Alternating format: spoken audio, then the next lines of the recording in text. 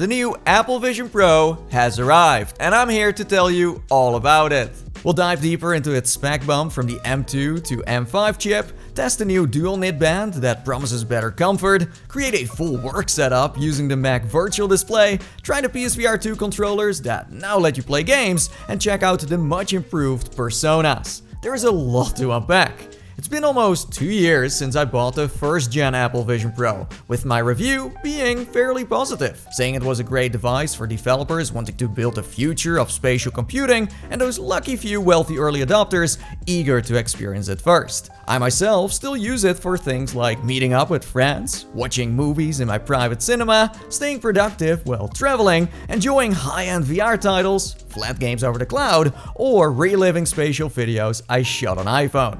In my initial review, I predicted that Apple joining the race would spark real competition, and we're finally starting to see that with the launch of the Samsung Galaxy headset and its Android XR platform, which I've been really enjoying so far. Plus, my Meta Quest receiving tons of new software features that have improved its OS tremendously.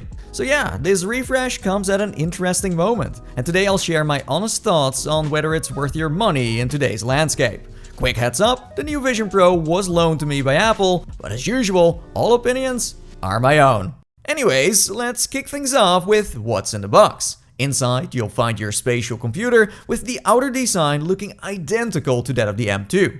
Internally, aside from the M5 chip, it features the same array of cameras, sensors, lenses, and micro OLED panels. For today's standards, the 4K Plus quality per eye remains one of the sharpest and vibrant displays available. The strap department, however, has evolved. Apple now includes the dual knit band, which I'll talk about shortly. You may remember that the original headset shipped with a solo and dual loop strap. Both are still available, but must now be purchased separately. Next to that, you get the trusty quick start guide with updated photos, a polishing cloth, an extra thick face cushion, the external battery, and updated charging gear. What's surprising is that the price has stayed the same. The base 256GB model remains $3,499 in US dollars, just like the original M2 version, with Apple accepting no trade-ins, meaning this refresh is essentially a full repurchase. It might be a steep ask for what's ultimately a refinement rather than a full redesign, especially when competitors are driving prices down. Now, the setup remains the most frictionless in the headset realm. Once it's powered on, the Vision Pro automatically finds your iPhone or iPad, generates a pairing code, and transfers all your iCloud data in no time. In my case, moving everything from one Vision to another was no issue. Inside, you're greeted by its home view, running on visionOS, Apple's first spatial operating system. The headset uses precise eye tracking combined with hand gestures to navigate its UI. The software feels almost unrecognizable compared to that of the launch, receiving tons of new features and improvements that have elevated the headset. For example, I can now summon the control center with a simple gesture to tweak settings on the fly. In my living room, I'm surrounded by futuristic widgets, seamlessly adapting to walls and furniture, having 3D objects on display that are difficult to distinguish from the real thing, and additionally, to my hands, I can navigate the menu with controllers. And the headset even unlocks my iPhone, moving with me anywhere I go, even in glorious virtual reality. The Vision Pro makes the transition from the real world into the spatial feel like you just entered a holodeck. It's mind-blowing. Honestly, the list goes on and on. visionOS remains the most consumer-friendly and polished spatial operating system in the scene that's compatible and synced with a wide range of Apple products and software, letting you build your ultimate multi-window setup. Sadly, the headset isn't going to be all that useful for those living in the Android realm, but on the flip side, the new cheaper Samsung Galaxy XR offers several comparable features to Vision Pro, while also introducing its own touches, like Google Maps with beautiful scans, immersive 360 content on YouTube, and, most interestingly, visual AI that can describe your surroundings. While those features are impressive, and Gemini easily beating Siri as a voice assistant, visionOS still feels more streamlined than Android XR, though that could certainly change in the future. Much like the Samsung Galaxy, Vision Pro's app ecosystem is in its early stages. Developers across these platforms continue to experiment and search for those true killer apps that will win over the mainstream down the line. In terms of comfort, Apple replaced the stock Solo band with a dual knit design, a hybrid of the Solo, but this time with an overhead strap and tungsten weights hidden at the back for better counterbalance. The fabric is beautifully woven and crafted from the finest materials imaginable. What's clever is the multifunctional dial. You push it in to tighten the back and pull it out to adjust the top. I can confirm it's way more comfy than its predecessor and perfectly compatible with my AirPods Max. The strap running across my head lifts it up slightly, reducing pressure on my forehead, nose, and the cheeks. I can now wear it for hours on end before needing a break. A few points of critique is that while lying down, the backside is a bit too firm, it doesn't look as cool as the Solo band, and personally gives me a bad hair day. Despite having been made fun of online with countless of memes, in general the dual knit has been well received by the community, with some even adapting it for other headsets like MetaQuest and Big Screen Beyond. If you own a first-gen Vision Pro and still haven't found that comfort sweet spot, I highly recommend trying the new $99 strap at an Apple store. Looking back at it now, Apple should have done this way earlier. Vision Pro is still one of the heavier headsets on the market. The new Samsung Galaxy is a lot lighter, for example, but ironically, it could benefit from a similar dual knit strap, as the rigid one just doesn't quite cut it. In Apple's case, their modular bands are an advantage, but the company's preference for premium materials like aluminum and the inclusion of the iSight display ultimately bring in its own challenges.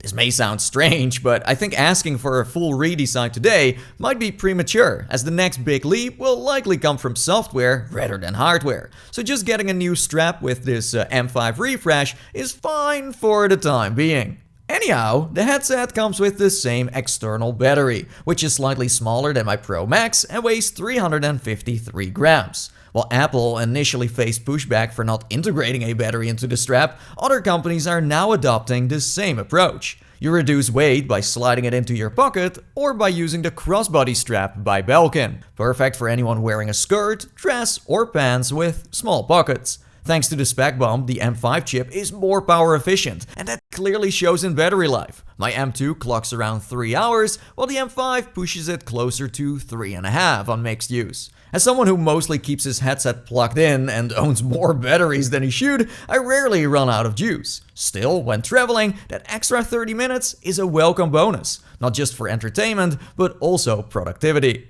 Moving on to performance. The M5 chip is a big upgrade from the M2. It's faster, more efficient, features a 10-core CPU, a powerful new GPU with ray tracing, and a super quick neural engine offering 50% higher unified memory bandwidth. It's being backed up by the good old R1 chip that handles all the real-time input from the cameras and sensors. Simply said, developers can build richer 3D stuff as prosumers indirectly benefit from the more immersive experiences these enable. I've already tried plenty of things that impress me, from enterprise to everyday apps that push it to the limit. While there are no official benchmarks, in my experience the M5 easily outpaces headsets running the latest Snapdragon chipset. Of course, its higher price reflects that. In general, it's better at multitasking, keeping virtual objects steadily anchored in space, handles on-device AI for accurate hand and eye tracking, and rendering complex, high-resolution visuals with less lag or heat buildup. Before testing performance across all Vision Pro features, I made sure both headsets were set up with the same apps, data, and software. And right off the bat, I noticed that the new Vision Pro boots about 10 seconds faster than the M2, and that once inside visionOS makes my widgets appear almost instantly, whereas on the old one, they take a little longer to load. The UI feels more responsive as well. Browsing apps and loading into experiences all happen quicker, as clearly seen here. There's less time to rethink your life choices, because before you know it, you're looking at a bunch of cuties. During a multi-window setup, I was blown away how fast you can hop from one app to another. I should say that the increase from the M2's 100Hz to the M5's smoother 120Hz refresh rate makes a noticeable difference too. This upgrade is very good news for those prone to motion sickness. The blur and pass-through when looking around has been reduced. I never struggled with it myself, but I've met people who couldn't use the Vision Pro for long because of it. It's not gone entirely, but it's far less noticeable now. So let's zoom in on specific features that benefit from the spec bump. First off, watching spatial content in headset feels smoother, especially when I'm moving around a scene or navigating my library. files load faster, stuttery panoramas are a thing of the past, and creating spatial scenes from scratch are slightly shorter in load time versus the M2. The same goes for personas. After doing a scan on my old headset, I used to wait for a bit before it was done. With the M5, I can technically do a last-minute one without worrying about it not finishing on time for a call. Ever since Personas left beta, the improvements have been night and day. It's hard to believe I was so impressed by the early versions, considering how far we've come now. When calling people over Zoom, Discord, or FaceTime, they rarely realize I'm just a digital version of myself. Even my mom can't tell the difference anymore. When I use SharePlay with friends online, I also notice the performance boost. Just like on the M2, you can interact with 3D objects together, share spatial photos and videos, and play games, whether it's something casual like Sea Battle or more active like Pickleball. But on the M5, everything feels noticeably more seamless. Though, sadly, it hasn't improved my multiplayer skills one bit. Before I forget, foveated rendering, aka the area your eyes focus on, has received a 10% pixel increase. And I can absolutely tell. Where I once had to strain to read finer text details, those areas are now easier to focus on. It's something you can mostly sense in Mac Virtual Display mode. Well, not dramatic, mix in the 120Hz refresh rate and things can feel like new. Just like before, you can utilize Apple's entire ecosystem of hardware and software, plus the new Logitech Muse, which will hopefully get more app support soon. Beyond that, when viewing 3D models or watching immersive movies, I can't say there's a huge visual leap between the M2 and M5. On paper, things might be sharper, but personally, my eyes can't notice it. Still, it's great to see how much immersive content the headset receives. Getting a front row at concerts, sports games, and short films is such a gorgeous experience. Having a special Vision tab in the Apple TV app, keeping releases consistent, and the company pouring serious money into immersive entertainment is exactly the kind of move that could win over the mainstream. While the lack of Netflix and a native YouTube app is hard to ignore, their introduction of a spatial mode in Safari has streamlined those services over the web and does the trick for now, only missing out on the 360 content. Of course, you got streaming platforms like Apple TV, HBO Max, and Disney Plus to back you up, with the latter featuring some of the most impressive environments, letting you watch movies and series on top of Avengers Tower or on the sandy dunes of Tatooine, offering the best 3D movies I've ever seen. It's no secret that one of my favorite features are the widgets, which have become the main gateway to my apps and subscriptions. I can tap an album cover to play tracks on Apple Music, revisit spatial memories I shot on iPhone, and staying up to date on the latest Reddit threads. Customizing them and going through different styles is something I really enjoy. With a few beta hiccups here and there, the headset has been very good at keeping them anchored, and on my M5 crash far less often when opening a multi-window setup. Now, gaming on Vision Pro is still a mixed bag. Throughout its launch, it hasn't seen much releases. Understandable given the headset's dominant developer audience. Most of the native titles are fairly casual and entertaining for a short while, but most lose their appeal after just a few plays. Surprisingly though, things have evolved. You can now stream your games via GeForce Now and Xbox Game Pass on a massive virtual screen. Gamepad connection was there from day one, but now shows up in VR as well. Besides that, you can utilize the Mac Virtual Display in ultra-wide mode, which is absolutely glorious. The most significant update are the PlayStation VR2 Controllers. Next to hand and eye tracking, the entire OS now works with the Sense controllers. It's actually quite nice and snappy, as you just have to look at something and then confirm with its triggers. But where they truly shine is PC VR gaming.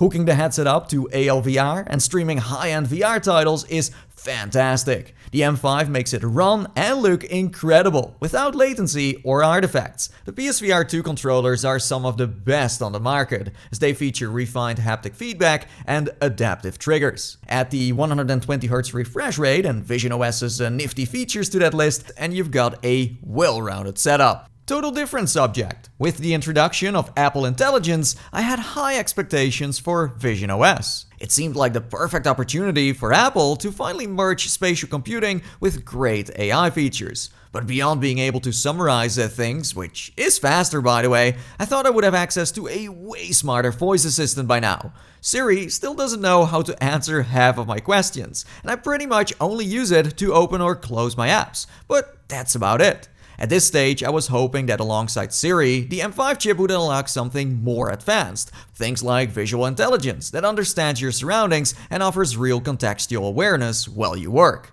Meanwhile, Google and Samsung are already experimenting boldly with the Galaxy headset and its Gemini integration in Android XR, showing glimpses of what adaptive AI in mixed reality could look like. To Apple's credit, their neural engine is a lot stronger, and the library currently has more apps that utilize it, such as Talking Hats, which lets you chit-chat with historical figures. There's JigSpace that can answer questions about your 3D models, and Beautiful Things let you generate your own objects. There are plenty of more like the NBA and MLB app, but most of the others are pure enterprise. So to wrap things up, compared to my first M2 review, you're now looking at a completely different headset, one that has seen massive progress and made my original investment feel worthwhile. visionOS remains its killer app, yet the broader ecosystem still functions as a testing ground, both for developers and early adopters building the future of spatial computing, and for Apple to figure out what the mainstream actually wants and doesn't want before starting to sell a cheaper headset. For developers working on large, power-hungry projects, the M5 upgrade is worth considering. For prosumers using it mainly for entertainment and virtual display work, it might feel more like a luxury than a necessity. Personally, I will purchase the refresh, as I'm someone who uses it on a daily basis. If you're considering your first Apple headset, think about how deeply you're invested in their ecosystem and what you plan to use it for. But when Android continues to be your home turf, the Samsung Galaxy XR could be worth a look, as the Vision Pro tends to work best alongside other Apple devices. For those who are on a budget, a second-hand M2 still makes perfect sense. Apple not offering any trade-ins has led to a flourishing second-hand market, giving more people the chance to experience visionOS at a much lower cost. The main takeaway for me is that the M5 refresh proves that Apple hasn't given up on the headset. Over the past 2 years, I've seen plenty of skepticism online, with many media outlets claiming the company thinks it flopped or might scrap the Pro line entirely. But those who've actually used it since launch already know it has a bright future ahead, serving as the blueprint for lighter, more affordable headsets, maybe even AR glasses with killer software.